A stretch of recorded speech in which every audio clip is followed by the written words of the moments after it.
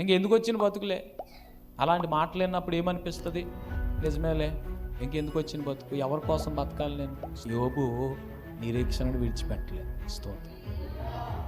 Bible ఏం చెప్తుందనంటే, బంధకములలో పడి ఉండి నిరీక్షణ కలిగిన వారులారా మీ కోటను మరలా ప్రవేశించాలి. దాని అర్థం ఇంకోసారి ప్రయత్నం చేయండి. స్తోత్రం. హల్లెలూయా. ఆ దేవుడు ఎలాగైనా కార్యం చేస్తాడండి అని నిరీక్షణతో నిలబడేవారు దేవునికి కావాలి. అటువంటి వారిని సమస్తమైన ఆనందంతో సమాధానంతో ఆశీర్వదించాలని దీవించాలని దేవుడు కోరుకుంటాడు.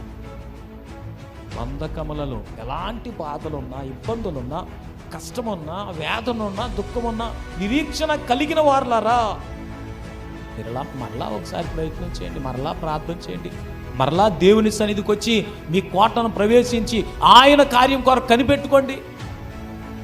వారికట రెండంతలుగా మేలు చేస్తానని చెప్తున్నాను.